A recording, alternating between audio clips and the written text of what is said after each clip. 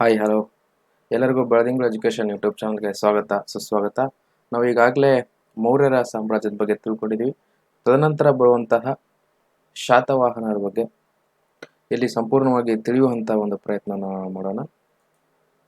ಇವ್ರ ಜೊತೆಗೆ ಕುಶಾನರ ಬಗ್ಗೆ ಕೂಡ ನಾವು ತಿಳ್ಕೊಬೇಕಾಗುತ್ತೆ. ಹಾಗಾಗಿ ಶಾತವಾಹನರು ಮತ್ತು ಕುಶಾನರ ಬಗ್ಗೆ ತಿಳ್ಕೊಳ್ಳೋಣ. ನೋಡಿ, ಈ ಶಾತವಾಹನರು ಮೌರ್ಯರ ಪತನದ ನಂತರ ಸಾಮಂತರಾಗಿರ್ತಾರೆ. ಯಾರಿಗೆ ಸಾಮಂತರಾಗಿರ್ತಾರೆ ಅನ್ನೋದಾದ್ರೆ, ಈ ಮೌರ್ಯ ಸಾಮ್ರಾಜ್ಯಕ್ಕೆ ಸಾಮಂತರಾಗಿರುವಂತಹ ಶಾತವಾಹನರು ಈ ಒಂದು ಮೌರ್ಯ ಸಾಮ್ರಾಜ್ಯದ ಪತನದ ನಂತರ ಸ್ವಾತಂತ್ರ್ಯವನ್ನ ಘೋಷಿಸ್ಕೊಳ್ತಾರೆ. ಘೋಷಿಸಿಕೊಂಡು ಆಡಳಿತ ಕೈಲಿ ಬರ್ತಾರೆ. ಹೀಗೆ ಇವರ ಈ ಒಂದು ಸಾಮ್ರಾಜ್ಯ ಸುಮಾರು 400 ವರ್ಷಗಳ ಕಾಲವರೆಗೂ, ಎಷ್ಟು ಅನ್ನೋದಾದ್ರೆ 400 ವರ್ಷಗಳ ಕಾಲಘಟ್ಟಗಳವರೆಗೂ ಇವರು ತಮ್ಮ ಅಸ್ತಿತ್ವವನ್ನ ಹೊಂದಿದ್ರು. 400 ವರ್ಷಗಳ ಕಾಲ ಇವರು ತಮ್ಮ ಅಸ್ತಿತ್ವವನ್ನು ಹೊಂದಿದ್ರು ಅಂದ್ರೆ ಅದು ಸಾಮಾನ್ಯದ ವಿಷಯವಲ್ಲ. ತುಂಬಾ ಬಲಿಷ್ಠ ಒಂದು ರಾಜ್ಯಗಳಿಗೆ ಕಂಡು ಬರ್ತಾರೆ ಅನ್ನೋಂಥದ್ದು ನಾವು ತಿಳ್ಕೊಬೇಕಾಗುತ್ತೆ. ಜೊತೆಗೆ ಇಲ್ಲಿ ಅಸ್ಪಷ್ಟವಾಗಿರುವಂತಹ ಇಲ್ಲಿ ದಿನಾಂಕವನ್ನ ಇರುವುದರಿಂದ, ಅಂದ್ರೆ ಇವರು ಸ್ಥಾಪನೆ, ಈ ಒಂದು ಶಾತವಾಹನರು ಸ್ಥಾಪಿಸಿರುವಂತಹ ಈ ಒಂದು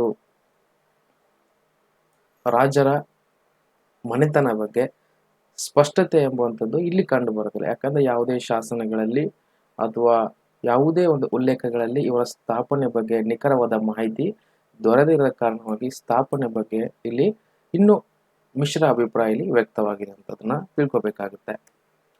ಹಾಗಾದ್ರೆ ಈ ಶಾತವಾಹನರ ವಂಶಕದ ಸ್ಥಾಪಕ ಯಾರು ಅಂತಂದ್ರೆ ಸಿಮುಖ. ಈ ಸಿಮುಖ ಏನಾಗ್ತಾನೆ, ಶಾತವಾಹನರ ಒಂದು ಮನೆತನದ ಸ್ಥಾಪಕನಾಗ್ತಾನೆ. ಇವರ ರಾಜಧಾನಿ ಬಂದ್ಬಿಟ್ಟು ಪ್ರತಿಷ್ಠಾನ ಅಂತ. ಈಗ ಪ್ರಸ್ತುತವಾಗಿ ಅದು ಮಹಾರಾಷ್ಟ್ರದ ಪೈಠಾನ ಆಗಿರುವಂಥದ್ದು. ಇದು ಶಾತವಾಹನರ ಒಂದು ರಾಜಧಾನಿ ಆಗಿರ್ಬೋದು. ಈ 400 ವರ್ಷಗಳ ಕಾಲ ಇಲ್ಲಿ ಆಳ್ವಿಕೆ ಮಾಡಿದಂತಹ ಈ ಮನೆತನದಲ್ಲಿ ಕಂಡು ಬರುವಂತಹ ಪ್ರಮುಖ ರಾಜರುಗಳು ಯಾರು ಅನ್ನೋದಾದ್ರೆ ಹಾಲ, ನಿಮಗೆ ಗೊತ್ತಿದೆ ಯಾಕೆ ಅನ್ನೋದು. ಜೊತೆಗೆ ಗೌತಮ ಪುತ್ರ ಶಾತಕರ್ಣಿ, ವಸಿಷ್ಠ ಪುತ್ರ ಪುಳಮಾಯಿ ಮತ್ತು ಯಜ್ಞಶ್ರೀ. ಇವರುಗಳು ಎಲ್ಲರುಗಳು ಈ ಒಂದು ಕಾಲಘಟ್ಟಗಳಲ್ಲಿ ಅಥವಾ ಈ ಶಾತವಾಹನರ ಮನೆತನದಲ್ಲಿ ಪ್ರಮುಖ ಅರಸರು ಇಲ್ಲಿ ಆಗ್ತಾರೆ. ಶೈಕ್ಷಣಿಕವಾಗಿ, ಆರ್ಥಿಕವಾಗಿ, ಸೈನ್ಯದ ಮೂಲಕವಾಗಿ, ಪ್ರಾಬಲ್ಯತೆಯಾಗಿ, ಬಲಿಷ್ಠತೆಯಿಂದ ಇವರು ಬಹಳ ಪ್ರಮುಖವಾಗಿರುವಂತಹ ಒಂದು ವ್ಯಕ್ತಿಗಳಾಗಿ ಇಲ್ಲಿ ಕಂಡು ಬರ್ತಾರೆ. ಹೀಗೆ ಈ ಹಾಲ ವಂಶಸ್ಥ ಏನಿದೆಯಲ್ಲ, ಈ ರಾಜರು 17ನೇ ದೊರೆಯಾಗಿರ್ತಾರೆ. ಜೊತೆಗೆ ಇವರು ಸ್ವತಃ ವಿದ್ವಾಂಸರಾಗಿರ್ತಾರೆ. ಇವರು ಪ್ರಾಕೃತ ಭಾಷೆಯಲ್ಲಿ, ಯಾವ ಭಾಷೆಯಲ್ಲಿ ನೋಡಿ, ಪ್ರಾಕೃತ ಭಾಷೆಯಲ್ಲಿ ಒಂದು ಕೃತಿಯನ್ನ ಬರೀತಾರೆ. ಅದು ಯಾವುದು ಕೃತಿ ಅಂತಂದ್ರೆ ಗಾತ ಸಪ್ತಸತಿ ಎಂಬ ಒಂದು ಕೃತಿಯನ್ನ ಇವರು ಬರೆದಿರುವಂತದ್ದು. ಯಾವುದು ಅಂತಂದ್ರೆ ಗಾತ ಸಪ್ತಪತಿ. ಯಾವ ಒಂದು ಭಾಷೆಯಲ್ಲಿ? ಪ್ರಾಕೃತ ಭಾಷೆಯಲ್ಲಿ. ಯಾರು ಅಂದಾಗ 17ನೇ ವಂಶದ ದೊರೆಯಾಗಿರುವಂತ ಹಾಲನು. ಯಾವ ಮನೆತನ ಅಂದಾಗ ಶಾತವಾಹನರ ಮನೆತನದ ಒಬ್ಬ ರಾಜ, 17ನೆಯ ಒಬ್ಬ ರಾಜ. ಜೊತೆಗೆ ಗೌತಮ ಪುತ್ರ ಶಾತಕರ್ಣಿ, ವಸಿಷ್ಠ ಪುತ್ರ ಪುಳಮಾಯಿ, ಯಜ್ಞಶ್ರೀ. ಈ ಯಜ್ಞಶ್ರೀ ಈ ಒಂದು ಶಾತವಾಹನರ ಒಬ್ಬ ಕೊನೆಯ ದೊರೆ ಆಗಿರ್ತಾನೆ ಇಲ್ಲಿ. ಹಾಗಾದ್ರೆ ಗೌತಮಿ ಪುತ್ರ ಶಾತಕರ್ಣಿ ಬಗ್ಗೆ ನಾವು ತಿಳ್ಕೊಬೇಕಾದ್ರೆ ಸಾಮಾನ್ಯ ಶಕ 106ರಿಂದ 130 ಕಾಲಘಟ್ಟಗಳಲ್ಲಿ ಗೌತಮಿ ಪುತ್ರ ಶಾತಕರ್ಣಿಯವರು ತಮ್ಮ ರಾಜ್ಯಭಾರವನ್ನ ಇಲ್ಲಿ ಮಾಡುವಂಥದ್ದು. ಈ ಗೌತಮ ಪುತ್ರ ಶಾತಕರ್ಣಿ ಅನ್ನುವ ಹೆಸರಿನಲ್ಲಿ ಗೌತಮಿ ಅನ್ನುವಂಥದ್ದು ಅವರ ತಾಯಿಯ ಒಂದು ಹೆಸರಾಗಿರುತ್ತೆ. ತನ್ನ ತಾಯಿಯ ಹೆಸರನ್ನ ಇಟ್ಕೊಂಡು ಸಾಮ್ರಾಜ್ಯವನ್ನು ಆಳಿದ ದೊರೆ ಇಲ್ಲಿ ಗೌತಮಿ ಪುತ್ರ ಶಾತಕರ್ಣಿ. ಇವರು ಏನ್ ಮಾಡ್ತಾರೆ, ಹಾಲನ್ನ ಅಶಕ್ತ ಉತ್ತರಾಧಿಕಾರಿಗಳಿಂದಾಗಿ, ಅಂದ್ರೆ 17ನೇ ದೊರೆಯಾಗಿರುವಂತಹ ಹಾಲ ಏನಿದ್ನಲ್ಲ, ಆತನ ಉತ್ತರಾಧಿಕಾರಿಗಳ ಅಶಕ್ತರಾಗಿದ್ರು. ಹೀಗಾಗಿ ಶಾತವಾಹನರ ಒಂದು ವರ್ಚಸ್ಸು ಏನಾಗುತ್ತೆ ಇಲ್ಲಿ, ಜೊತೆಗೆ ಅವರ ಅಧಿಕಾರ ಏನಾಗುತ್ತೆ, ತೀವ್ರ ಹಿನ್ನಡೆಯನ್ನ ಇಲ್ಲಿ ಅನುಭವಿಸಕ್ಕೆ ಪ್ರಾರಂಭ ಆಗುತ್ತೆ. ಈ ರೀತಿ ಹಿನ್ನಡೆ ಆಗ್ತಾ ಆಗ್ತಾ ಹೋದ್ರೆ ಅಲ್ಲಿ ರಾಜಮನೆತನ ವೀಕ್ ಆದ್ರೆ, ಬಲಿಷ್ಠ ರಾಜಮನೆತನಗಳ ದಾಳಿಯಿಂದ ಈ ಸಂಪೂರ್ಣವಾಗಿ ತಮ್ಮ ಸಾಮ್ರಾಜ್ಯವನ್ನು ಕಳೆದುಕೊಳ್ಳುವ ಸ್ಥಿತಿಯಲ್ಲಿ ಉಂಟಾಗ್ತದೆ. ಹಾಗಾಗಿ ಈ ರೀತಿ ಅಶಕ್ತರಾಗಿರುವಂಥ ಉತ್ತರಾಧಿಕಾರಿಗಳಿಂದಾಗಿ ಏನ್ ಮಾಡ್ತಾರೆ, ಗೌತಮಿಪುತ್ರ ಶಾತಕರ್ಣಿಯವರು ಅಧಿಕಾರವನ್ನು ವಹಿಸ್ಕೊಳ್ತಾರೆ. ಅಧಿಕಾರವನ್ನು ವಹಿಸ್ಕೊಳ್ಳೋದಷ್ಟೇ ಅಲ್ಲದೆ ಇಡೀ ಶಾತವಾಹನರ ಮನೆತನದ ಪ್ರತಿಷ್ಠೆಯನ್ನ ಇಲ್ಲಿ ಪುನರ್ ಸ್ಥಾಪಿಸ್ತಾರೆ. ಯಾರು ಅನ್ನೋದಾದ್ರೆ ಗೌತಮಿಪುತ್ರ ಶಾತಕರ್ಣಿ. ಇವರಿಗೆ ಶಕಯೌವನ ಪಲ್ಲವರ ನಿರ್ಮೂಲಕನೆಂದು ಕೂಡ ಇಲ್ಲಿ ವಿವರಿಸಲಾಗಿದೆ. ಶಾಸನಗಳಲ್ಲಿ ಈತನನ್ನ ಶಕಯೌವನ ಪಲ್ಲವರ ನಿರ್ಮೂಲಕನೆಂದು ಕೂಡ ಇಲ್ಲಿ ವಿವರಿಸಲಾಗಿರುವಂಥದ್ದು. ನೋಡಿ, ಇಲ್ಲಿ ಶಕರ ದೊರೆಯಾಗಿರುವಂತಹ ನಹಪಾನನನ್ನ ಸೋಲಿಸ್ತಾರೆ. ಯಾರಪ್ಪ ಅಂದ್ರೆ ಗೌತಮಿಪುತ್ರ ಶಾತಕರ್ಣಿ. ಸೋಲಿಸಿ ಬೆಳ್ಳಿಯ ನಾಣ್ಯಗಳನ್ನ ತನ್ನ ರಾಜ್ಯ ಮುದ್ರೆಯೊಂದಿಗೆ ಪುನರ್ ಮುದ್ರಿಸ್ತಾನೆ. ಈ ಒಂದು ನಹಪಾನನ ಮನೆತನ ಏನಿರುತ್ತಲ್ಲ, ಶಕರ ದೊರೆಯಾಗಿರುವಂತಹ ನಹಪಾನನನ್ನ ಸೋಲಿಸಿ ಅಲ್ಲಿಯ ಬೆಳ್ಳಿಯ ನಾಣ್ಯಗಳಲ್ಲಿ ತನ್ನ ರಾಜ್ಯ ಮುದ್ರೆಯೊಂದಿಗೆ ಏನ್ ಮಾಡ್ತಾನೆ, ಪುನರ್ ಮುದ್ರಿಸ್ತಾನೆ. ಯಾರು ಅಂದಾಗ ಗೌತಮಿಪುತ್ರ ಶಾತಕರ್ಣಿ. ಈ ಒಂದು ಗೌತಮಿಪುತ್ರ ಶಾತಕರ್ಣಿಯ ಸಾಧನೆಗಳನ್ನ ಏನು ಆತ ಮಾಡಿರುವಂತಹ ದಿಗ್ವಿಜಯಗಳಾಗಿದ್ದು, ಈ ರೀತಿಯಾಗಿ ಆತನ ಶಾಸನಗಳನ್ನ ಯಾರು ದಾಖಲಿಸಿದ್ದಾರೆ ಅಂದ್ರೆ ಅವರ ತಾಯಿ, ಸ್ವತಃ ಅವರ ತಾಯಿ ಆಗಿರುವಂತಹ ಗೌತಮಿ ಬಾಲಶ್ರೀ ಅವರು ಎಲ್ಲಿ ಅಂದ್ರೆ ನಾಸಿಕ್ ಗುಹಾ ಶಾಸನಗಳಲ್ಲಿ ದಾಖಲಿಸಿದ್ದಾಳೆ. ಜೊತೆಗೆ ಈ ಗೌತಮಿಪುತ್ರ ಶಾತಕರ್ಣಿಗೆ ವರ್ಣನೆ ಯಾವ ರೀತಿ ಇದೆ ಅಂದ್ರೆ ತ್ರೈಸಮುದ್ರ ತೋಯ ಪೀತಾವಾಹನ ಮತ್ತು ಶಕ ಯೌವನ ಪಲ್ಲವರ ನಿಸೂದನ ಎಂಬ ಪ್ರಮುಖ ಬಿರುದುಗಳಿದ್ದು ಬಹಳ ಇಂಪಾರ್ಟೆಂಟ್ ಆಗುತ್ತೆ ನೋಡ್ರಿ ಈ ಪಾಯಿಂಟ್ಸ್. ಇಲ್ಲಿ ಗೌತಮಿಪುತ್ರ ಶಾತಕರ್ಣಿ ಅವರ ತಾಯಿ ಗೌತಮಿ ಬಾಲಶ್ರೀ ಇವರು ನಾಸಿಕ್ ಗೋಶಾಸನಗಳಲ್ಲಿ ಗೌತಮಿಪುತ್ರ ಶಾತಕರ್ಣಿ ಅವರ ಸಾಧನೆಗಳನ್ನು ವಿವರಿಸಿದ್ದಾರೆ. ಇಲ್ಲಿ ತ್ರೈಸಮುದ್ರ ತೋಯ ಪೀತಾವಾಹನ ಮತ್ತು ಶಕಯೌವನ ಪಲ್ಲವರ ನಿಸೂದನ ಎಂಬ ಪ್ರಮುಖ ಬಿರುದುಗಳನ್ನ ಇವರು ಹೊಂದಿದ್ರು ಅನ್ನೋಂಥದ್ದನ್ನ ಇಲ್ಲಿ ತಿಳಿಸುತ್ತೆ. ಜೊತೆಗೆ ಅನೇಕ ಬೌದ್ಧ ಸ್ತೂಪಗಳನ್ನ, ವಿಹಾರಗಳು, ಚರಿತ್ರೆಗಳನ್ನ ನಿರ್ಮಿಸಿದಲ್ಲದೆ ಅಮರಾವತಿ, ನಾಗಾರ್ಜುನಕೊಂಡ, ಕಾರ್ಲೆ, ನಾಸಿಕ್ ಮತ್ತು ಕನ್ನೇರಿಗಳಲ್ಲಿ ಏನ್ ಮಾಡ್ಬೋದಂದ್ರೆ ಇವರ ಒಂದು ಪ್ರಮುಖ ಕಲಾಶೈಲಿ, ವಾಸ್ತುಶಿಲ್ಪಗಳನ್ನ ಇಲ್ಲಿ ಕಾಣ್ಬೋದು. ಇವರ ಬೌದ್ಧ ಸ್ತೂಪಗಳು ಬಹಳ ಇಲ್ಲಿ ಪ್ರಮುಖವಾಗ್ತವೆ, ವಿಹಾರಗಳು ಇಲ್ಲಿ ಪ್ರಮುಖವಾಗ್ತವೆ. ಇವರ ಚರಿತ್ರೆ ಏನು ಅನ್ನೋಂಥದ್ದನ್ನ ನಾವು ಈ ಭಾಗಗಳಲ್ಲಿ ಹೆಚ್ಚಾಗಿ ಇಲ್ಲಿ ಕಾಣಬಹುದು. ನೋಡಿ, ಇವರು ಏನಪ್ಪಾ ಅಂತಂದ್ರೆ ಶಾತವಾಹನರಾಗಿದ್ರು. ಈಗ ಕುಶಾನರ ಬಗ್ಗೆ ತಿಳ್ಕೊಳ್ಳುವಂತ ಒಂದು ಪ್ರಯತ್ನ ಮಾಡೋಣ. ಕುಶಾನರು ನೋಡಿ, ಮೂಲತಃ ಇವರು ಯೂಚಿ ಎಂಬ ಹೆಸರಿನ ಅಲೆಮಾರಿ ಜನಾಂಗಕ್ಕೆ ಸೇರಿದಂತವರಾಗಿದ್ರು. ಮೂಲತಃ ಕುಶಾನರು ಯಾವ ಪಂಗಡದವರು ಅಂತಂದ್ರೆ ಯೂಚಿ ಎಂಬ ಹೆಸರಿನ ಅಲೆಮಾರಿ ಅನ್ನುವಂಥದ್ದು. ಈ ಯೂಚಿ ಎಂಬ ಹೆಸರಿನ ಅಲೆಮಾರಿ ಪಂಗಡದವರಾಗಿದ್ರು. ಅಂದ್ರೆ ಇವರು ಒಂದ್ ಕಡೆ ಯಾವಾಗ್ಲೂ ಸ್ವತಃ ನೆಲೆಸ್ತಾ ಇರ್ಲಿಲ್ಲ. ಕಾಲಘಟ್ಟಗಳು ಸರಿದಂತೆ ಅವರು ಏನಾಗ್ತಾ ಇದ್ರು ಅಂದ್ರೆ ಒಂದೂರಿಂದ ಇನ್ನೊಂದು ಊರು, ಇನ್ನೊಂದೂರಿಂದ ಇನ್ನೊಂದು ಊರಿಗೆ ಏನಾಗ್ತಾ ಇದ್ರು, ಹೋಗ್ತಾ ಇದ್ರು. ಹಾಗಾಗಿ ಅವ್ರನ್ನ ಅಲೆಮಾರಿ ಅನ್ನುವಂಥದ್ದು ನಾವು ಹೇಳ್ತೀವಿ. ಈ ಅಲೆಮಾರಿ ಜನಾಂಗದವರ ಮೂಲ ಸ್ಥಾನ ಯಾವುದು ಅಂತನ್ನೋದಾದ್ರೆ ಚೀನಾ. ಈ ಚೀನಾ ಎಂಬುವಂಥದ್ದು ಕುಶಾನರ ಒಂದು ಮೂಲ ಸ್ಥಾನ ಆಗಿದೆ. ಇಲ್ಲಿ ಹೂನರ ಒಂದು ದಾಳಿಯಿಂದ ಈ ಒಂದು ಮೂಲ ಸ್ಥಾನದಲ್ಲಿರುವಂತಹ ಈ ಕುಶಾನರು ಹೂನರ ದಾಳಿಯಿಂದ ತಮ್ಮ ಮೂಲ ಸ್ಥಾನವನ್ನ ಇಲ್ಲಿ ತೊರೆದರು. ಯಾಕಂದ್ರೆ ಇವರ ಪ್ರಾಬಲ್ಯ ಏನಾಗಿತ್ತು ಅಂದ್ರೆ ತುಂಬಾ ಒಂದು ಪ್ರಾಬಲ್ಯವನ್ನು ಹೊಂದಿದ್ದರಿಂದ ಕುಶಾನರಿಗೆ ಅಲ್ಲಿ ಇರುವುದಕ್ಕೆ ಸ್ಥಳಾವಕಾಶ ಏನಾಗ್ತಾ ಇಲ್ಲ. ಈ ರೀತಿಯಾಗಿರುವಂತಹ ಒಂದು ಪ್ರಮುಖ ಕಾರಣಗಳಿಟ್ಕೊಂಡು ಇಲ್ಲಿ ಏನ್ ಮಾಡ್ತಾರೆ, ತಮ್ಮ ಮೂಲ ಸ್ಥಾನವನ್ನ ಇಲ್ಲವರು ತೊರೀತಾರೆ. ಯಾರು? ಕುಶಾನರು. ಈ ಕುಶಾನರು ಏನ್ ಮಾಡ್ತಾರೆ ಅಂದ್ರೆ ತಮ್ಮ ಮೂಲ ಸ್ಥಾನವನ್ನ ಬಿಟ್ಟು ಬ್ಯಾಕ್ಟ್ರಿಯಾವನ್ನ ಏನ್ ಮಾಡ್ತಾರೆ, ಇಲ್ಲಿ ವಶವನ್ನ ಪಡಿಸ್ಕೊಳ್ತಾರೆ. ಅದೇ ರೀತಿಯಾಗಿ ಇಲ್ಲಿ ಕಾಬೂಲ್ ಕಣಿವೆಗೆ ಇಲ್ಲಿ ಏನ್ ಮಾಡ್ತಾರೆ, ಅವರು ಸಾಗುತ್ತಾ ಬರ್ತಾರೆ. ಅಲೆಮಾರಿಯಾಗಿದ್ರು, ಬ್ಯಾಕ್ಟ್ರಿಯಾ ಎಂಬ ಪ್ರದೇಶವನ್ನ ವಶಪಡಿಸ್ಕೊಳ್ತಾರೆ. ಹಾಗೆ ಕಾಬೂಲ್ ಕಣಿವೆಗೆ ಇವ್ರು ಏನ್ ಮಾಡ್ತಾರೆ, ಹಾಗೆ ಇವ್ರು ಏನ್ ಮಾಡ್ಕೊಂತಾರೆ, ಸಾಗುತ್ತಾ ಬರ್ತಾರೆ. ಹಾಗೂ ಇಲ್ಲಿ ಏನ್ ಮಾಡ್ತಾರೆ, ಜೊತೆಗೆ ಗಾಂಧಾರವನ್ನ ವಶಪಡಿಸ್ಕೊಳ್ತಾರೆ. ಯಾವುದು ಅಂತಂದ್ರೆ ಗಾಂಧಾರವನ್ನ. ಬ್ಯಾಕ್ಟ್ರಿಯಾವನ್ನ ವಶಪಡಿಸ್ಕೊಂಡ್ರು, ಕಾಬೂಲ್ ಕಣಿವೆಗಳಿಗೆ ಬಂದ್ರು, ಜೊತೆಗೆ ಗಾಂಧಾರ ಎಂಬ ಒಂದು ಪ್ರದೇಶವನ್ನು ಕೂಡ ಇಲ್ಲಿ ವಶಪಡಿಸ್ಕೊಳ್ತಾರೆ. ಹೀಗೆ ಇದೇ ರೀತಿಯಾಗಿ ಇವರುಗಳು ಏನ್ ಮಾಡ್ತಾರೆ, ಸಾಮಾನ್ಯ ಶಕ 40 ಹೊತ್ತಿಗೆ ಇಲ್ಲಿ ಶಕ, ಗ್ರೀಕ್ ಮತ್ತು ಇತರರನ್ನ ಸ್ಥಳಾಂತರಿಸ್ತಾರೆ. ಸ್ಥಳಾಂತರಿಸಿದಷ್ಟೇ ಅಲ್ಲದೆ ಸಿಂಧು ಮತ್ತು ಗಂಗಾ ನದಿಯ ಬಯಲು ಪ್ರದೇಶಗಳ ಮೇಲೆ ತಮ್ಮ ಹಿಡಿತವನ್ನ ಇಲ್ಲಿ ಸ್ಥಾಪಿಸ್ತಾರೆ. ನೋಡಿ ಭಾರತದ ಮೇಲೆ ಯಾವ ರೀತಿಯಾಗಿ ತಮ್ಮ ಅಧಿಕಾರವನ್ನು ಚಲಾಯಿಸಕ್ಕೆ ಇಲ್ಲಿ ಪ್ರಾರಂಭ ಆಗ್ತಂದ್ರೆ ಸಿಂಧು ಮತ್ತು ಗಂಗಾ ನದಿಯ ಬಯಲು ಗಳಲ್ಲಿರುವಂತಹ ಒಂದು ಮನೆತನಗಳ ಮೇಲೆ ತಮ್ಮ ಹಿಡಿತವನ್ನು ಸಾಧಿಸಕ್ಕೆ ಇಲ್ಲಿ ಪ್ರಾರಂಭ ಮಾಡ್ತಾರೆ. ಕೇವಲ ಇವರು ಅಲೆಮಾರಿಯಾಗಿದ್ರು, ಹೂನರ ದಾಳಿಯಿಂದ ತಪ್ಪಿಸಿಕೊಂಡು ಇವರು ಅಲೆಮಾರಿಯಾಗಿರೋದ್ರಿಂದ ಹಾಗೆ ಇವರು ಏನಪ್ಪ ಸಿಂಧು ಮತ್ತು ಗಂಗಾ ನದಿಯ ಬಯಲು ಪ್ರದೇಶಗಳಿಗೆ ಬಂದಿದ್ದು.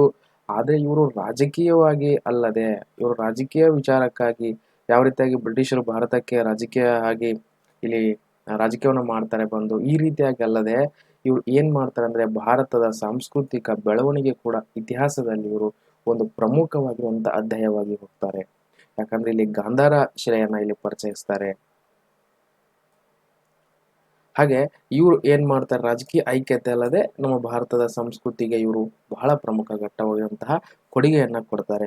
ನೋಡಿ ಮುಂದೆ ಇದೇ ರೀತಿಯಾಗಿ ಇಲ್ಲಿ ಮೊದಲನೇ ದೊರೆಯಾಗಿರುವಂತಹ ಯಾರು ಮೊದಲನೇ ದೊರೆ ಅಂದ್ರೆ ಕುಜಲ್ ಕ್ಯಾಡ್ ಫೈಸಸ್ ಅಥವಾ ಮೊದಲನೇ ಕ್ಯಾಡ್ ಫೈಸಸ್ ಅಂತ ಹೇಳಿ ಕರಿತೀವಿ. ಈತ ಈ ಒಂದು ಮನೆತನದ ಪ್ರಥಮವಾಗಿರುವಂತಹ ದೊರೆಯಾಗಿರ್ತಾನೆ. ಈತನ ಉತ್ತರಾಧಿಕಾರಿ ಅಂದ್ರೆ ಈತನ ನಂತರ ಆಳ್ವಿಕೆಗೆ ಬರುವಂತ ಅಧಿಕಾರಿ. ಉತ್ತರಾಧಿಕಾರಿ ಅಂದ್ರೆ ಎರಡನೇ ಕ್ಯಾಡ್ ಫೈಸಸ್ ಅಥವಾ ವ್ಯಮ ಕ್ಯಾಡ್ ಫೈಸಸ್ ಅಂತ ನಾವು ಅದನ್ನ ಕರಿತೀವಿ. ಈ ರೀತಿಯಾಗಿ ಇವರ ತದನಂತರ ಬರುವುದೇ ಕನಿಷ್ಕ.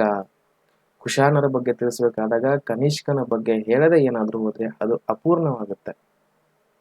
ಇಲ್ಲಿ ಕನಿಷ್ಕ ಎಷ್ಟನೇ ಅರಸ ಅಂದ್ರೆ ಮೂರನೇ ಅರಸನಾಗ್ತಾನೆ ನೋಡಿ. ಮೂರನೇ ಅರಸ ಯಾರು ಅಂದ್ರೆ ಕನಿಷ್ಕ. ಓಕೆನಾ. ಮೊದಲನೇ ದೊರೆ ಯಾರಪ್ಪ ಅಂದ್ರೆ ಕುಜಲ್ ಕ್ಯಾಡ್ ಫೈಸಸ್ ಅಥವಾ ಆತನ ಮೊದಲನೇ ಕ್ಯಾಡ್ ಫೈಸಸ್ ಅಂತ ಕರಿತೀವಿ. ಎರಡನೇದು ಯಾರಪ್ಪ ಅಂದ್ರೆ ಎರಡನೇ ಕ್ಯಾಡ್ ಫೈಸಸ್ ಅಥವಾ ವೇಮಾ ಕ್ಯಾಡ್ ಫೈಸಸ್ ಅಂತ ಕರಿತೀವಿ. ಈ ಒಂದು ಏನು ಪಾಯಿಂಟ್ಸ್ ಗಳಿದಾವಲ್ಲ ಈ ಪಾಯಿಂಟ್ಸ್ ಗಳು ಈಗಾಗಲೇ ಎಷ್ಟೊಂದು ಎಕ್ಸಾಮ್ಸ್ ಗಳಲ್ಲಿ ಬಂದಿರುವಂತದ್ದು. ಹಾಗಾಗಿ ತುಂಬಾ ಇಂಪಾರ್ಟೆಂಟ್ ಆಗುತ್ತೆ ಇದು. ಓಕೆ, ಈಗ ನೋಡಿ ಕಾನಿಷ್ಕನ ಬಗ್ಗೆ ಹೇಳ್ಬೇಕಾದ್ರೆ ಡಾಕ್ಟರ್ ವಿ.ಎ. ಸ್ಮಿತ್ ಅವರು ನಿಮಗೆಲ್ಲರಿಗೂ ಗೊತ್ತಿರುತ್ತೆ ಅನ್ಕೊಳ್ತೀನಿ. ಇವರು ಏನ್ ಹೇಳ್ತಾರೆ ಅಭಿಪ್ರಾಯವನ್ನ ಪಡ್ತಾರೆ. ಅಭಿಪ್ರಾಯ ಏನಂದ್ರೆ ಕನಿಷ್ಕನು ಸಾಮಾನ್ಯ ಶಕ ಪೂರ್ವ 120 ಸಿಂಹಾಸನಕ್ಕೆ ಬಂದನೆಂದು ಅಭಿಪ್ರಾಯವನ್ನು ಇಲ್ಲಿ ಪಡ್ತಾರೆ. ಯಾಕೆಂದ್ರೆ ಇಲ್ಲಿ ಸ್ಪಷ್ಟತೆ ಇಲ್ಲ. ಆದ್ರೆ ಆಯಾ ಕಾಲಘಟ್ಟಗಳನ್ನ ನಾವು ನೋಡಿದಾಗ ಈ ಒಂದು ಕಾಲಘಟ್ಟಗಳಲ್ಲಿ ಕನಿಷ್ಕನು ಅಧಿಕಾರಕ್ಕೆ ಬಂದಿರಬಹುದು ಅಥವಾ ಸಿಂಹಾಸನ ಏರಿರಬಹುದು ಅನ್ನೋಂಥದ್ದನ್ನ ಇಲ್ಲಿ ಡಾಕ್ಟರ್ ವಿ.ಎಸ್. ಸ್ಮಿತ್ ಅವರು ತಮ್ಮ ಅಭಿಪ್ರಾಯವನ್ನ ಇಲ್ಲಿ ಪಡ್ತಾರೆ. ಜೊತೆಗೆ ಇನ್ನೊಂದು ವಿದ್ವಾಂಸರ ಪರಂಪರೆ ಆಗಿರುವಂತಹ ಅವ್ರೇನ್ ಹೇಳ್ತಾರೆ ಅಂದ್ರೆ ಕಾನಿಷ್ಕನು ಶಕಯುಗದ ಸ್ಥಾಪಕನೆಂದು ಬಿಂಬಿಸುತ್ತದೆ ಮತ್ತು ಆತನ ಸಿಂಹಾಸನವನ್ನ ಸಾಮಾನ್ಯ ಶಕ 78 ಎಂದು ತಿಳಿಸುತ್ತದೆ ಅಂತ ಇಲ್ಲಿ ಹೇಳ್ತಾರೆ. ಈ ಇನ್ನೊಂದು ವಿದ್ವಾಂಸರ ಪರಂಪರೆ ಯಾವುದು ಅಂದ್ರೆ ಇಲ್ಲಿ ಪ್ರಮುಖವಾಗಿ ರಾಪ್ಸನ್ ಮತ್ತು ಥಾಮಸನ್ ಅವರು ಬರ್ತಾರೆ ವಿದ್ವಾಂಸರು. ಇವರು ಈ ಅಭಿಪ್ರಾಯವನ್ನ ಪಡ್ತಾರೆ. ವಿ.ಎಸ್. ಸ್ಮಿತ್ ಅವರು ಹೇಳ್ತಾರೆ ಸಾಮಾನ್ಯ ಶಕ 170 ಈತ ಅಧಿಕಾರಕ್ಕೆ ಬಂದಿರಬಹುದು ಅಂತ. ಆದ್ರೆ ಇನ್ನೊಂದು ವಿದ್ವಾಂಸರ ತಂಡ ಹೇಳುತ್ತೆ ಸಾಮಾನ್ಯ ಶಕ 78 ಇಲ್ಲಿ ಅವರ ಅಧಿಕಾರಕ್ಕೆ ಬಂದ್ರು ಅನ್ನೋಂಥದ್ದು. ಹಾಗಾದ್ರೆ ಇಲ್ಲಿ ಏನ್ ನಾವು ತಿಳ್ಕೊಬೇಕಾಗಿರುವಂತದ್ದು ಸ್ಪಷ್ಟತೆಯ ಇಲ್ಲಿ ಕೊರತೆ ಇದೆ ಅನ್ನೋದನ್ನ ನಾವು ತಿಳ್ಕೊಬಹುದಾಗಿದೆ. ರಾಜಧಾನಿಯನ್ನಾಗಿ ಮಾಡ್ಕೊಳ್ಳೋದು ಪುರುಷಪುರ. ಯಾವುದು ಅನ್ನೋದಾದ್ರೆ ಪುರುಷಪುರ ಇಂದಿನ ಪಾಕಿಸ್ತಾನದ ಪೇಶಾವರವನ್ನು ಇವರು ಮಾಡ್ಕೊಳ್ತಾರೆ. ನೋಡಿ ಚೀನಾದಿಂದ ಅವ್ರು ಏನ್ ಮಾಡ್ತಾರೆ ಅಲೆಮಾರಿ ಜನಾಂಗದಿಂದ ಬಂದಿರ್ತಾರೆ.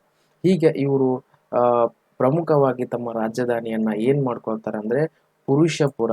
ಇವರ ರಾಜಧಾನಿ ಪುರುಷಪುರ. ಅದು ಈಗ ಪ್ರಸ್ತುತವಾಗಿ ಪಾಕಿಸ್ತಾನದ ಪೇಶಾವರದಲ್ಲಿ ಇಲ್ಲಿ ಕಂಡು ಬರುವಂತದ್ದು. ಈ ಕಾನಿಷ್ಕ ಒಬ್ಬ ಮಹಾನ್ ಯೋಧನಾಗಿರ್ತಾನೆ. ಜೊತೆಗೆ ಈತನ ಅಧಿಕಾರದ ಉತ್ಸಾಹ ಎಷ್ಟು ಇತ್ತು ಅಂತಂದ್ರೆ ದೇಶದ ಎಲ್ಲೆಗಳು ಅಂದ್ರೆ ಗಡಿಗಳನ್ನೆಲ್ಲಗಳನ್ನ ವಿಸ್ತಾರವನ್ನ ಮಾಡ್ತಾನೆ. ಎಷ್ಟರವರೆಗೆ ವಿಸ್ತಾರವನ್ನ ಮಾಡ್ತಾನೆ ಅಂತಂದ್ರೆ ಬ್ಯಾಕ್ಟ್ರಿಯಾ ಪ್ರದೇಶವನ್ನು ವಶಪಡಿಸ್ಕೊಂಡಿರ್ತಾನೆ ಪ್ರಥಮವಾಗಿ ಅಲ್ವಾ. ಅದರ ಜೊತೆಗೆ ಪರ್ಷಿಯಾ, ಅಫಘಾನಿಸ್ತಾನ, ಪಂಜಾಬ್ ಮತ್ತು ಸಿಂಧ್ನ ವಿಸ್ತಾರವಾದ ಪ್ರದೇಶಗಳನ್ನ ತನ್ನ ದಿಗ್ವಿಜಯದ ಮೂಲಕ ಸಾಮ್ರಾಜ್ಯವನ್ನ ವಿಸ್ತರಣೆಯನ್ನ ಮಾಡ್ತಾನೆ. ನೋಡಿ ಅಲೆಮಾರಿಯಾಗಿ ಬಂದಂತ ಒಂದು ರಾಜಮನೆತನದಲ್ಲಿ ಮೂರನೇ ದೊರೆಯಾಗಿರುವಂತ ಕಾನಿಷ್ಕ ಬಹಳ ಪ್ರಮುಖವಾಗ್ತಾನೆ. ಯಾಕೆ ಅಂತಂದ್ರೆ ಇಷ್ಟೊಂದು ಪ್ರದೇಶಗಳನ್ನ ತನ್ನ ದಿಗ್ವಿಜಯದ ಮೂಲಕ ಇಲ್ಲಿ ಗೆಲುವನ್ನು ಸಾಧಿಸ್ತಾರೆ. ಜೊತೆಗೆ ಕಾಶ್ಮೀರವನ್ನ ಕೂಡ ಇಲ್ಲಿ ಗೆದ್ಕೊಳ್ತಾನೆ. ಅಲ್ಲಿ ಅನೇಕ ಸ್ಮಾರಕಗಳನ್ನು ಕೂಡ ನಿರ್ಮಾಣವನ್ನ ಮಾಡ್ತಾರೆ. ಜೊತೆಗೆ ಕಾನಿಷ್ಕಪುರ ಅಥವಾ ಕಾನಿಷ್ಕಪುರ ಎಂಬ ಒಂದು ಪ್ರದೇಶಕ್ಕೆ ಅಡಿಪಾಯವನ್ನು ಹಾಕ್ತಾರೆ. ಅಲ್ಲಿ ನಿರ್ಮಾಣವನ್ನ ಮಾಡ್ತಾರೆ. ಈಗ ಪ್ರಸ್ತುತವಾಗಿ ಅದು ಯಾವ ಹೆಸರಿನಿಂದ ಇರೋದು ಅಂತಂದ್ರೆ ಶ್ರೀನಗರ, ನಿಮ್ಗೆಲ್ಲ ಗೊತ್ತಿದೆ ಶ್ರೀನಗರ. ಆದ್ರೆ ಇದಕ್ಕೆ ಪೂರ್ವದಲ್ಲಿ ಕಾನಿಷ್ಕಪುರ ಅಥವಾ ಕನಿಷ್ಪುರ ಅಂತ ಕರಿತಾ ಇದ್ರು. ಇದಕ್ಕೆ ಕಾನಿಷ್ಕ ಏನಾಗಿದ್ದ ಅಂದ್ರೆ ಅಡಿಪಾಯವನ್ನ ಹಾಕಿದ್ದ ಅನ್ನೋದನ್ನ ಇಲ್ಲಿ ತಿಳ್ಕೊಬೇಕಾಗುತ್ತೆ. ಒಟ್ಟಾರೆಯಾಗಿ ಉತ್ತರ ಭಾರತವನ್ನ ಇವರು ಏನ್ ಮಾಡಿದ್ರು ಅಂತಂದ್ರೆ ತಮ್ಮ ಆಳ್ವಿಕೆಯ ಒಂದು ಭಾಗವನ್ನಾಗಿ ಇಲ್ಲಿ ಮಾಡ್ಕೊಂಡಿದ್ರು, ಅಥವಾ ಆ ಭಾಗದಲ್ಲಿ ಆಳ್ವಿಕೆಯನ್ನ ಮಾಡ್ತಾ ಇದ್ರು. ಎಲ್ಲಿ ಅಂದ್ರೆ ಉತ್ತರ ಭಾರತವನ್ನ. ಅಫ್ಘಾನಿಸ್ತಾನವನ್ನು ವಶಪಡಿಸ್ಕೊಂಡಿದ್ರು. ಜೊತೆಗೆ ಇಲ್ಲಿ ಬ್ಯಾಕ್ಟ್ರಿಯಾ ಎಂಬ ಪ್ರದೇಶವನ್ನು ವಶಪಡಿಸ್ಕೊಂಡಿದ್ರು. ಪರ್ಷಿಯಾ, ಪಂಜಾಬ್, ಸಿಂಧ್ ಇವುಗಳೆಲ್ಲ ಉತ್ತರ ಭಾರತದಲ್ಲಿ ಕಂಡು ಬರುವಂತಹ ಒಂದು ಪ್ರಮುಖವಾಗಿರುವಂತಹ ಮತ್ತು ಫಲವತ್ತಾದಂತಹ ಒಂದು ಪ್ರದೇಶಗಳಲ್ಲಿ ಆಗಿರುವಂತದ್ದು. ಇಲ್ಲಿ ನೋಡಿ, ಚೀನಾದ ಮೇಲೆ ಯುದ್ಧ. ಯಾಕೆ ಚೀನಾದ ಮೇಲೆ ಯುದ್ಧ ಅನ್ನೋಂಥದ್ದು ನಾನು ನಿಮಗೆ ಮತ್ತೆ ಎಕ್ಸ್ಪ್ಲೇನ್ ಮಾಡೋ ಅವಶ್ಯಕತೆ ಇಲ್ಲ ಅನ್ಕೊಳ್ತೀನಿ. ಯಾಕೆ ಅನ್ನೋದಾದ್ರೆ ಇವರು ಮೂಲತಃ ಮೂಲಸ್ಥಾನ ಎಲ್ಲಿತ್ತು, ಚೀನಾದಲ್ಲಿ ಆಗಿತ್ತು. ಹೂನರ ದಾಳಿಯಿಂದ ಇವರು ತತ್ತರಿಸಿ ಇವ್ರು ಏನ್ ಮಾಡ್ತಾರೆ, ಸ್ಥಳಾಂತರ ಆಗ್ತಾರೆ. ಹೌದಾ. ಈಗ ಈ ಕನಿಷ್ಕನಲ್ಲಿ ಏನಾಗುತ್ತೆ ಅಂತಂದ್ರೆ ತನ್ನ ವಿಚಾರವನ್ನು ಬದಲಾಯಿಸ್ತಾನೆ. ಉತ್ತರ ಭಾರತದ ದಂಡಯಾತ್ರೆಯನ್ನು ಮುಗಿಸಿದ ನಂತರ ತನ್ನ ಗಮನವನ್ನ ಚೀನಾದತ್ತ ಹರಿಸ್ತಾನೆ. ಇನ್ನೇನಿದ್ರು ಚೀನಾವನ್ನ ಗೆಲ್ಕೋಬೇಕು. ಯಾಕೆ ಅನ್ನೋದಾದ್ರೆ ಒಂದು ಪ್ರತಿಷ್ಠೆ ಮತ್ತು ಸ್ವಾಭಿಮಾನದ ವಿಚಾರವಾಗಿ ಇಲ್ಲಿ ಚೀನಾದ ಮೇಲೆ ದಂಡಯಾತ್ರೆಯನ್ನ ಮಾಡ್ತಾನೆ. ಯಾಕೆ ಅಂದ್ರೆ ಎರಡನೇ ಕ್ಯಾಡ್ ಫೈಸಸ್ ಅನ್ನ ಏನ್ ಮಾಡ್ತಾನೆ, ಈ ಚೀನಾದ ಸೇನಾನಿಯಾಗಿರುವಂತಹ ಪಾಂಚೌನಿಂದ ಏನಾಗಿರ್ತಾನೆ, ತೀವ್ರವಾದ ಸೋಲನ್ನ ಅನುಭವಿಸಿದ್ರಿಂದ ಇಲ್ಲಿ ಒಂದು ಒಪ್ಪಂದವನ್ನ ಮಾಡ್ಕೊಳ್ತಾರೆ. ಕುಶಾನರು ಏನಿದ್ರಲ್ಲ, ಇವರು ಚೀನಾದ ಅರಸನಿಗೆ ವಾರ್ಷಿಕವಾಗಿ ಕಪ್ಪ ಕಾಣಿಕೆಗಳನ್ನ ನೀಡಬೇಕಾಗಿತ್ತು. ಕಪ್ಪ ಕಾಣಿಕೆಗಳನ್ನ ನೀಡಿ ನೀನೇ ರಾಜ, ನಾವು ನಿನ್ನ ಸಾಮಂತರು ಅನ್ನೋ ರೀತಿಯಲ್ಲಿ ಇಲ್ಲಿ ಏನಾಗಬೇಕಾಗಿತ್ತು, ಒಪ್ಪಿಗೆನ ಮಾಡ್ಕೊಳ್ಬೇಕಾಗಿತ್ತು. ಆದ್ರೆ ಇಡೀ ಒಂದು ಉತ್ತರ ಭಾರತವನ್ನ ವಶಪಡಿಸಿಕೊಂಡು ದಿಗ್ವಿಜಯಗಳ ಮೂಲಕ ಹೆಸರುವಾಸಿಯಾಗಿರುವಂತ ಕಾನಿಷ್ಕನಿಗೆ ಇದು ಏನಾಗುತ್ತೆ, ತನ್ನ ಪ್ರತಿಷ್ಠೆಗೆ ಅಡ್ಡ ಬರುವಂತ ವಿಚಾರ ಆಗುತ್ತೆ.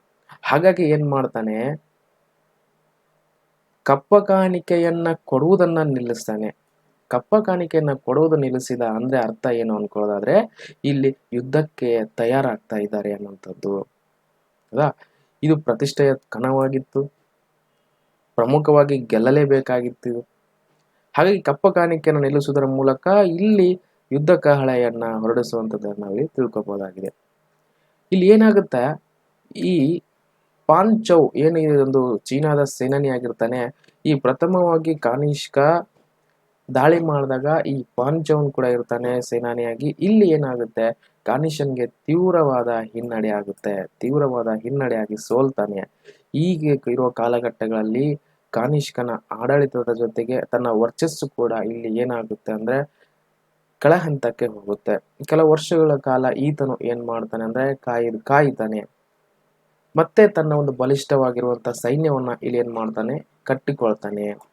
ಮತ್ತೆ ಯುದ್ಧಕ್ಕೆ ತಯಾರಾಗ್ತಾನೆ. ಮೊದಲನೇ ಸರ್ತಿ ಸೋತಿದ್ದ, ಆದ್ರೆ ಎರಡನೇ ಬಾರಿ ಇಲ್ಲಿ ಏನ್ ಮಾಡ್ತಾನೆ, ಯುದ್ಧವನ್ನ ಹೂಡುವಂತ ತಂತ್ರವನ್ನ ಇಲ್ಲಿ ಮಾಡ್ತಾನೆ.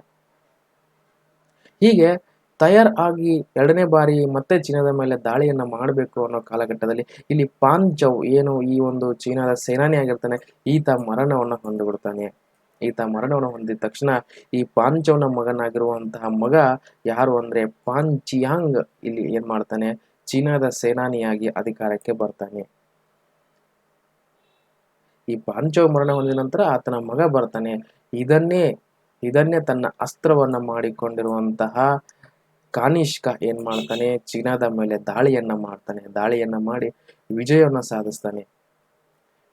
ಸಾಧಿಸಿದಷ್ಟೇ ಅಲ್ಲದೆ 3 ಪ್ರಾಂತ್ಯಗಳನ್ನ, ಎಷ್ಟು ಅಂದ್ರೆ ಪ್ರಮುಖವಾಗಿ 3 ಪ್ರಾಂತ್ಯಗಳನ್ನ ವಶಪಡಿಸಿಕೊಳ್ತಾನೆ. ಯಾವುವು ಅನ್ನೋದಾದ್ರೆ ಕಾಶ್ಗರ್, ಯಾರ್ಖಂಡ್ ಮತ್ತು ಕೊಠಾನ್ ಎಂಬ ಪ್ರದೇಶಗಳನ್ನ ಏನ್ ಮಾಡ್ತಾನೆ, ವಶವನ್ನ ಪಡಿಸ್ಕೊಳ್ತಾನೆ.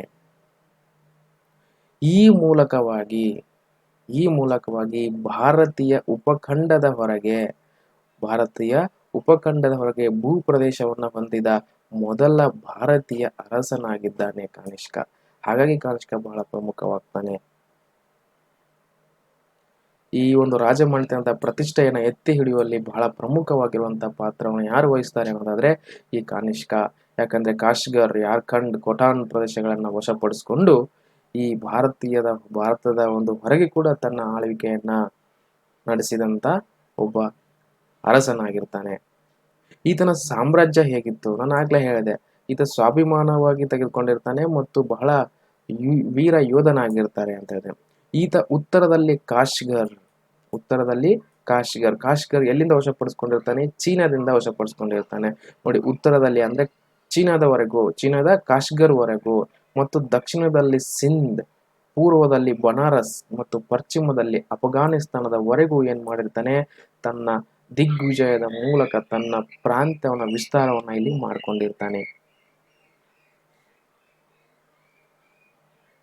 ಇಲ್ಲಿ ಈ ಒಂದು ಯೂಚಿ ಪಂಗಡಕ್ಕೆ ಸೇರಿದಂತಹ ಈ ಕುಶಾನರು ಯಾವ ರೀತಿಯಾಗಿರುವಂತಹ ಧರ್ಮಗಳಲ್ಲಿ ನಂಬಿಕೆ ಇದ್ದರು, ಯಾವ ಧರ್ಮವನ್ನ ಪಾಲಿಸ್ತಾ ಇದ್ರು ಅಂತಂದ್ರೆ ಪ್ರಮುಖವಾಗಿ ಇವರು ಬುಡಕಟ್ಟು ಸಂಪ್ರದಾಯಗಳನ್ನ ಇಲ್ಲಿ ಅನುಸರಿಸ್ತಾ ಇದ್ರು. ನೋಡಿ, ಬುಡಕಟ್ಟು ಸಂಪ್ರದಾಯಗಳು ಅಂದಾಗ ಅಲೆಮಾರಿಗಳು ಒಂದಿಷ್ಟು ಜನರಿರ್ತಾರೆ. ಅಲ್ಲಿ ಒಂದು 50 ಜನನೋ 100 ಜನನೋ 500 ಜನನಷ್ಟು ಜನಸಂಖ್ಯೆ ಇರ್ತಾರೆ. ಇವರು ಈ ಕಾಲಘಟ್ಟಗಳಲ್ಲಿ ಅಂತಂದಾಗ ಈ ಮಳೆಗಾಲ ಚಳಿಗಾಲಗಳು ಬಂದಾಗ ಆ ಒಂದು ಕಾಲಘಟ್ಟಗಳಲ್ಲಿ ಇವರು ಒಂದನ್ನೂರು ಬಿಟ್ಟು ಇನ್ನೊಂದೂರನ್ನ ಬಿಟ್ಟು ಇನ್ನೊಂದೂರಿಗೆ ಇಲ್ಲಿ ಅಲೆಮಾರಿಯಾಗಿ ಜೀವನ ನಡೆಸ್ತಾ ಇರ್ತಾರೆ. ಈ ರೀತಿ ಇರುವಂತಹ ಸಂದರ್ಭದಲ್ಲಿ ಅವರು ಬುಡಕಟ್ಟುಗಳಾಗಿ ಇಲ್ಲಿ ಕಂಡು ಬರುವಂತದ್ದು. ಹಾಗಾಗಿ ಇವರು ಏನ್ ಮಾಡ್ತಾರೆ? ಬುಡಕಟ್ಟು ಸಂಪ್ರದಾಯಗಳನ್ನ ಇಲ್ಲಿ ಪಾಲಿಸ್ತಾ ಇರ್ತಾರೆ. ಜೊತೆಗೆ ಇವರು ಯಾವಾಗ ಬ್ಯಾಕ್ಟೀರಿಯಾ ಪ್ರದೇಶಗಳನ್ನ ವಶಪಡಿಸಿಕೊಂಡು ಅಫ್ಘಾನಿಸ್ತಾನ, ಸಿಂಧು, ಪಂಜಾಬ್ ಪ್ರದೇಶಗಳನ್ನ ವಶಪಡಿಸಿಕೊಂಡು ಅಲ್ಲಿ ತಮ್ಮ ಹಿಡಿತವನ್ನು ಸಾಧಿಸಿದ ನಂತರವಾಗಿ, ಅಂದ್ರೆ ಭಾರತದಲ್ಲಿ ನೆಲೆ ನಿಂತ ನಂತರ ಅವರು ಏನ್ ಮಾಡ್ತಾರೆ? ಭಾರತೀಯ ಸಂಸ್ಕೃತಿ ಮತ್ತು ಹಿಂದೂ ಧರ್ಮವನ್ನ ಇಲ್ಲಿ ಅನುಸರಿಸುವುದಕ್ಕೆ ಇಲ್ಲಿ ಪ್ರಾರಂಭವನ್ನ ಮಾಡ್ತಾರೆ. ಮೊದಲು ಬುಡಕಟ್ಟು ಸಂಪ್ರದಾಯವನ್ನು ಅನುಸರಿಸ್ತಾ ಇದ್ರು. ತದನಂತರ ಉತ್ತರ ಭಾರತವನ್ನ ಹಿಡಿತದಲ್ಲಿ ತೆಗೆದುಕೊಂಡ ನಂತರ ಭಾರತೀಯ ಸಂಸ್ಕೃತಿಯನ್ನ ಮತ್ತು ಹಿಂದೂ ಧರ್ಮವನ್ನ ಇಲ್ಲಿ ಏನ್ ಮಾಡ್ತಾರೆ ಅಂದ್ರೆ ಅವರು ಅನುಸರಿಸ್ತಾರೆ. ಜೊತೆಗೆ ಆರಂಭದಲ್ಲಿ ಅಂದ್ರೆ ಈ ಒಂದು ಮನೆತನದ ಆರಂಭದಲ್ಲಿ ಸೂರ್ಯ ದೇವರನ್ನ ಜೊತೆಗೆ ಇತರ ದೇವರುಗಳನ್ನ ಆರಾಧಿಸ್ತಾ ಇದ್ರು. ಸೂರ್ಯ ದೇವರನ್ನ ಕೂಡ ಇಲ್ಲಿ ಆಚರಿಸ್ತಾ ಇದ್ರು ಮತ್ತು ಬೇರೆ ಬೇರೆ ದೇವರುಗಳನ್ನ ಕೂಡ ಇಲ್ಲಿ ಏನ್ ಮಾಡ್ತಾ ಇದ್ರು ಅಂದ್ರೆ ಆರಾಧಿಸ್ತಾ ಇದ್ರು. ಜೊತೆಗೆ ಇಲ್ಲಿ ಕುಡಲ್ ಕ್ಯಾಡ್ಫಿಸಸ್ ಮತ್ತು ವೆಮ ಕ್ಯಾಡ್ಫಿಸಸ್ ಇವರು ಮೊದಲು ಮತ್ತು ಎರಡನೆಯ ಅರಸರಾಗಿದ್ರು. ಇವರು ಕೂಡ ಹಿಂದೂ ಧರ್ಮದ ಅನುಯಾಯಿಗಳು ಕೂಡ ಇಲ್ಲಿ ಆಗಿದ್ರು. ಇಲ್ಲಿ ಕಾನಿಷ್ಕ ಕೂಡ ಏನ್ ಮಾಡ್ತಾನೆ ಅಂತಂದ್ರೆ ಈತನು ಕೂಡ ಹಿಂದೂ ಧರ್ಮದ ಅನುಯಾಯಿ ಆಗಿದ್ದ. ಅದಕ್ಕೆ ಪುರಾವೆಗಳು ಏನು ಆಗಿದ್ದ ಅನ್ನೋದಕ್ಕೆ ಏನು ಅನ್ನೋದಾದ್ರೆ ಈತನ ಆರಂಭಿಕ ನಾಣ್ಯಗಳು ಮತ್ತು ಹಿಂದೂ ದೇವತೆಗಳ ಚಿತ್ರಣವನ್ನ ಹೊಂದಿರುವಂತದ್ದು. ಆರಂಭಿಕ ನಾಣ್ಯಗಳಲ್ಲಿ ಹಿಂದೂ ಧರ್ಮದ ಕಲೆ ಅಥವಾ ಸಂಸ್ಕೃತಿಯನ್ನು ಒಳಗೊಂಡಿರುವುದು ಮತ್ತು ಹಿಂದೂ ದೇವರುಗಳ ಚಿತ್ರಗಳು ಈತನ ಒಂದು ಕಾಲಘಟ್ಟಗಳಲ್ಲಿ ಕಂಡು ಬಂದಿರುವುದು ಇಲ್ಲಿ ನಾವು ಕಾಣ್ತೀವಿ. ಆದರೆ ಈ ಒಂದು ಹಿಂದೂ ಧರ್ಮದ ಅನುಯಾಗಿದ್ದ ಕಾನಿಷ್ಕನು ಏನ್ ಮಾಡ್ತಾನೆ? ಕಾಲಘಟ್ಟ ಸರಿದ ನಂತರ ಅಶ್ವಘೋಷನ ಪ್ರಭಾವದಿಂದ ಬೌದ್ಧ ಧರ್ಮವನ್ನ ಸ್ವೀಕರಿಸ್ತಾರೆ. ಕಾನಿಷ್ಕ ಯಾವ ಧರ್ಮವನ್ನ ಸ್ವೀಕರಿಸ್ತಾನೆ ಅನ್ನೋದಾದ್ರೆ ಬೌದ್ಧ ಧರ್ಮವನ್ನ ಇಲ್ಲಿ ಸ್ವೀಕರಿಸ್ತಾನೆ.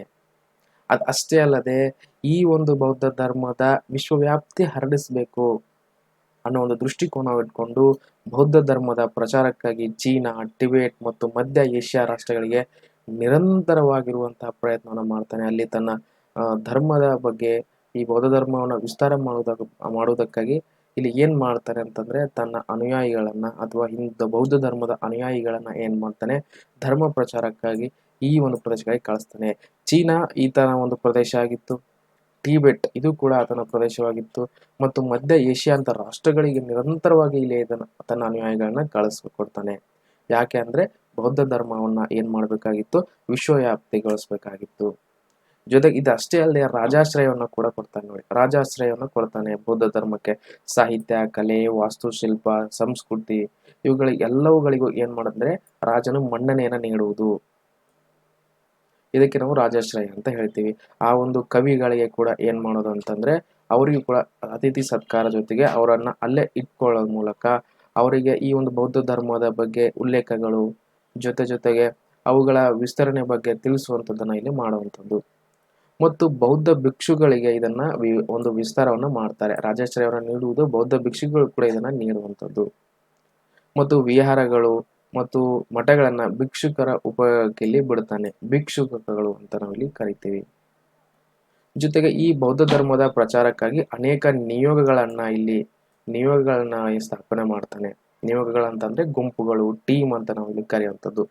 ಈ ರೀತಿ ಕೇವಲ ಚೀನಾ, ಟಿಬೆಟ್, ಮಧ್ಯ ಒಂದು ಏಷ್ಯಾಗಳಿಗಷ್ಟೇ ಅಲ್ಲದೆ ಜಪಾನ್ಗೂ ಕೂಡ ಏನ್ ಮಾಡ್ತಾನೆ, ತನ್ನ ಒಂದು ಧರ್ಮ ಪ್ರಚಾರಕ್ಕಾಗಿ ಇಲ್ಲಿ ನಿಯೋಗಗಳನ್ನ ಮಾಡೋ ಮೂಲಕ ಬೇರೆ ಬೇರೆ ದೇಶಗಳಿಗೆ ಇಲ್ಲಿ ಕಳಿಸುವಂಥದ್ದು.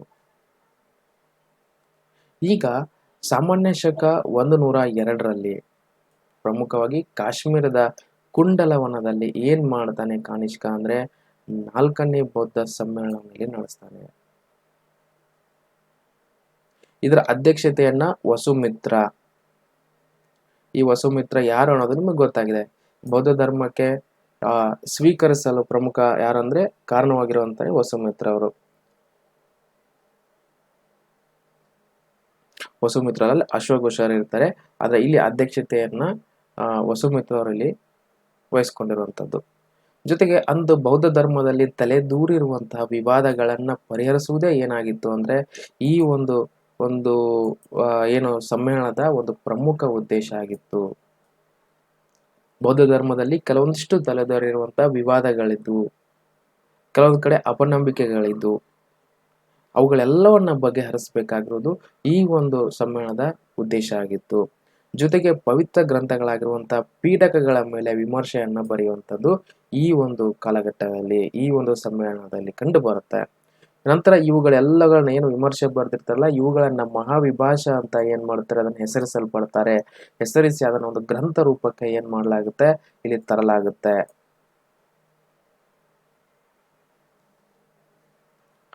ಜೊತೆಗೆ ಕನಿಷ್ಕನು ಏನಾಗ್ತಾನೆ, ಮಹಾನ್ ಕಲಾ ಪೋಷಕನಾಗಿರ್ತಾನೆ.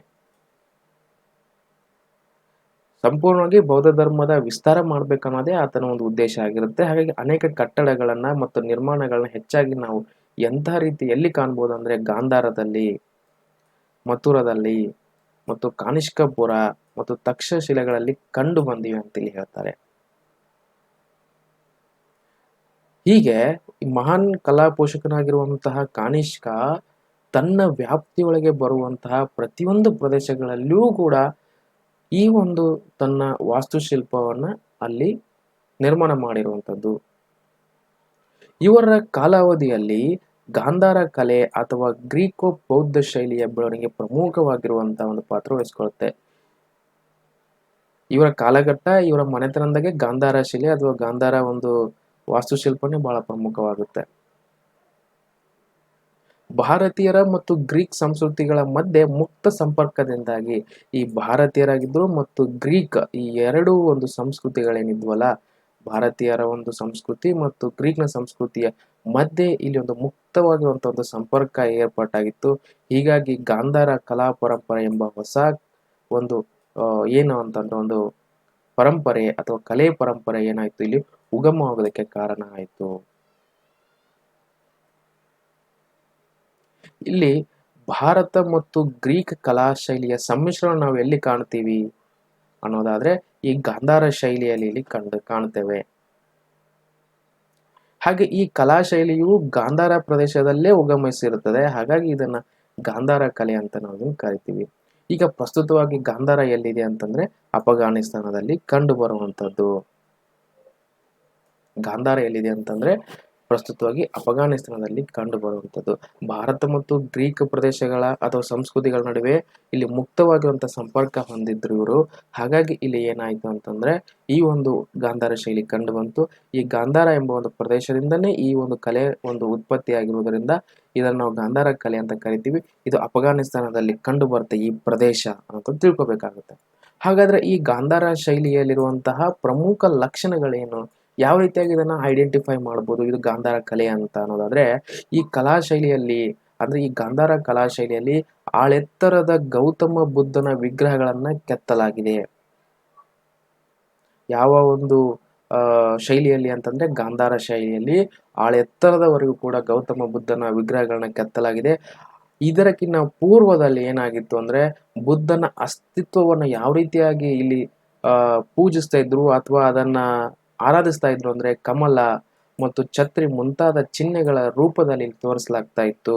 ಆದ್ರೆ ಈ ಒಂದು ಶೈಲಿಯಲ್ಲಿ ಆಳೆತ್ತರದ ಗೌತಮ ಬುದ್ಧನ ವಿಗ್ರಹಗಳು ಕಂಡು ಬಂದು ಯಾವಾಗ ಅಂದ್ರೆ ಗಾಂಧಾರ ಶೈಲಿಯಲ್ಲಿ. ಬಹುತೇಕ ಕಲ್ಲು ಮತ್ತು ಅರಳುಗಚ್ಚು ಮತ್ತು ಜೇಡಿ ಮಣ್ಣಿನಿಂದ ಏನ್ ಮಾಡ್ತಾ ಇದ್ರು ಅಂದ್ರೆ ಇವರು ಒಂದು ಕಲಾ ಶೈಲಿಯನ್ನ ಪರಿಚಯಿಸ್ತಾ ಇದ್ರು ಅಥವಾ ತಯಾರಿಸ್ತಾ ಇದ್ರು. ಜೊತೆಗೆ ಇಲ್ಲಿ ವಿಗ್ರಹಗಳಿಗೆ ಮೆರಗನ್ನ ನೀಡುವುದೇ ಒಂದು ಈ ಕಲೆಯ ಪ್ರಮುಖವಾಗಿರುವಂತಹ ಲಕ್ಷಣ ಆಗಿತ್ತು ಅಂತ ಇಲ್ಲಿ ಹೇಳ್ತಾರೆ. ಈ ವಿಗ್ರಹಗಳಲ್ಲಿ ಬಳಸಲಾಗಿರುವಂತಹ ತಾಂತ್ರಿಕತೆ ಏನಿದೆಯಲ್ಲ, ತಾಂತ್ರಿಕತೆ ಗ್ರೀಕ್ ಶೈಲಿಯದಾಗಿದ್ರೆ ಆದ್ರೆ ಆದರ್ಶ ಮತ್ತು ಸ್ಫೂರ್ತಿ ವ್ಯಕ್ತಿತ್ವ ಎಲ್ಲವೂ ಭಾರತೀಯದ್ದಾಗಿದೆ. ಇದನ್ನ ನಾವು ಇಂಡೋ ಗ್ರೀಕ್ ಅಂತ ಕೂಡ ಕರಿಬಹುದು. ಇಂಡೋ ಗ್ರೀಕ್ ಶೈಲಿ ಅಂತ, ಯಾಕಂದ್ರೆ ಇಲ್ಲಿ ಗ್ರೀಕ್ನ ಒಂದು ಶೈಲಿ ಜೊತೆಗೆ ಇಂಡಿಯಾ ಶೈಲಿ ಕೂಡ ಒಂದು ಮಿಶ್ರಣದಿಂದ ಇದು ಇಂಡೋ ಗ್ರೀಕ್ ಶೈಲಿಯಲ್ಲಿ ಹೊಂದಿತ್ತು. ಹೀಗೆ ಈ ಒಂದು ಮನೆತನದ ಬಗ್ಗೆ ನಾವು ಹೇಳ್ತಾ ಹೋದಾಗ ಡಾಕ್ಟರ್ R.C. ಮುಜುಮ್ದಾರ್, ನಿಮ್ಗೆ ಈ ಹೆಸರನ್ನ ನೀವು ಕೇಳಿರ್ತೀರಿ ಇದಕ್ಕಿಂತ ಹಿಂದ್ಗಡೆ ಅಂತ ಅನ್ಕೊಳ್ತೀನಿ. ಇವ್ರೇನ್ ಹೇಳ್ತಾರೆ ಅಂತಂದ್ರೆ ಗಾಂಧಾರ ಕಲಾಕಾರನು ಅಂದ್ರೆ ಗಾಂಧಾರ ಕಲೆಯ ಮಾಡುವನು ಗ್ರೀಕ್ ಕರಕುಶಲತೆ ಹಾಗೂ ಭಾರತೀಯರ ಹೃದಯವನ್ನು ಹೊಂದಿದ್ದನು. ಈ ಕಾರಣದಿಂದಾಗಿ ಈ ಕಲೆಯಲ್ಲಿ ನಿರ್ಮಿತವಾಗಿರುವಂತಹ ವಿಗ್ರಹಗಳು ಮತ್ತು ಪ್ರತಿಮೆಗಳಲ್ಲಿ ಬುದ್ಧನನ್ನ ಗ್ರೀಕ್ ದೇವತೆ ಅಪೋಲೋವನ್ನು ಹೋಲುವಂತೆ ಕೆತ್ತುವ ಪ್ರಯತ್ನ ಮಾಡಲಾಗಿದೆ ಅಂತೇಳಿ ಹೇಳ್ತಾರೆ. ಬಹಳ ಇಂಪಾರ್ಟೆಂಟ್ ಆಗುತ್ತೆ ಈ ಹೇಳಿಕೆ. R.C. ಮುಜುಮ್ದಾರ್ ಅವರು ಇವ್ರೇನ್ ಹೇಳ್ತಾರೆ ಅಂದ್ರೆ ಗಾಂಧಾರ ಕಲಾಕಾರ ಏನು ಗಾಂಧಾರವನ್ನ ಒಂದು ಕಲೆಯನ್ನ ನಿರ್ಮಾಣ ಮಾಡುವಂತ ಕಲೆಗಾರ ಇದ್ದಾನಲ್ಲ, ಆತನ ಗ್ರೀಕ್ ಒಂದು ಸಂಸ್ಕೃತಿಯ ಕರಕುಶಲತೆಯನ್ನು ಹೊಂದಿದ್ದ, ಆತನ ಟ್ಯಾಲೆಂಟ್ ಅನ್ನು ಹೊಂದಿದ್ದ, ಆದ್ರೆ ಭಾರತೀಯ ಹೃದಯವನ್ನು ಹೊಂದಿದ್ದ. ಈ ಕಾರಣದಿಂದಾಗಿ ಈತ ಏನ್ ಮಾಡಿದಾರೆ ಅಂದ್ರೆ ಬುದ್ಧನ ಒಂದು ಪ್ರತಿಮೆಯನ್ನ ಗ್ರೀಕ್ ದೇವತೆ ಅಪೋಲೋ ಅಂತ ಏನ್ ಕರಿತೀವಲ್ಲ ಅದನ್ನ ಹೋಲುವಂತೆ ಇಲ್ಲಿ ಕೆತ್ತುವ ಒಂದು ಪ್ರಯತ್ನವನ್ನ ಮಾಡಲಾಗಿದೆ ಅಂತ ಇಲ್ಲಿ ಹೇಳ್ತಾರೆ. ಹಾಗಾದ್ರೆ ಇಷ್ಟು ಏನಪ್ಪಾ ಅಂತಂದ್ರೆ ಈ ಒಂದು ಮನೆತನದ ಒಂದು ವಿವರಣೆ ಆಗಿತ್ತು. ಇಲ್ಲಿ ನಿಮ್ಗೊಂದು ಪ್ರಶ್ನೆ ಇದೆ, ಇಲ್ಲಿ ಕನಿಷ್ಕನು ಯಾವ ಪಟ್ಟಣಕ್ಕೆ ಅಡಿಪಾಯ ಹಾಕ್ತಾನೆ ಅನ್ನೋದು, ಯಾವ ಪಟ್ಟಣಕ್ಕೆ ಅಡಿಪಾಯ ಹಾಕ್ತಾನೆ ಅಂತದ್ದು ಇಲ್ಲಿ option 1 Afghanistan, option 2 Tibet, option 3 Purushapura ಅಥವಾ ಪೇಶಾಪುರ, ಆಪ್ಷನ್ 4 ಕಾನಿಷ್ಪುರ ಅಥವಾ ಶ್ರೀನಗರ. ಇದನ್ನ ನೀವು ಕಾಮೆಂಟ್ ಬಾಕ್ಸ್ ಅಲ್ಲಿ ಇದರ ಉತ್ತರವನ್ನು ನೀವು ತಿಳಿಸ್ಬೇಕಂತ ಹೇಳ್ತೀನಿ. ಇಷ್ಟು ಏನಪ್ಪಾ ಅನ್ನೋದಾದ್ರೆ ಈ ಒಂದು ಮನೆತನದ ಬಗ್ಗೆ ತಿಳ್ಕೊಂಡ್ವಿ. ನಿಮ್ಮ ಒಂದು ಅನಿಸಿಕೆಯನ್ನ ಕಾಮೆಂಟ್ ರೂಪದಲ್ಲಿ ತಿಳಿಸಿ. ವಿಡಿಯೋ ಇಷ್ಟ ಆದರೆ ಲೈಕ್ ಮಾಡಿ, ಮತ್ತೆ ಸಬ್ಸ್ಕ್ರೈಬ್ ಮಾಡಿಕೊಂಡು ಬೆಲ್ ಐಕನ್ನ ಕ್ಲಿಕ್ ಮಾಡುವ ಮೂಲಕ ನೀವೇನು ಮಾಡಬೇಕು ಅಂತಂದರೆ ಒಂದು ಚಾನಲ್ ಜೊತೆಗೆ ನಿರಂತರವಾದ ಸಂಪರ್ಕದಲ್ಲಿ ಇರಬೇಕು ಅಂತ ನಾನು ಹೇಳ್ತಾ ನನ್ನ ವಿಡಿಯೋನ ಇಲ್ಲಿಗೆ ಮುಗಿಸ್ತೀನಿ. ಮತ್ತೆ ಮುಂದಿನ ಒಂದು ವಿಡಿಯೋದಲ್ಲಿ ನಿಮ್ಮೊಂದಿಗೆ ಬರ್ತೀನಿ. ಅಲ್ಲಿವರೆಗೂ ಧನ್ಯವಾದಗಳು.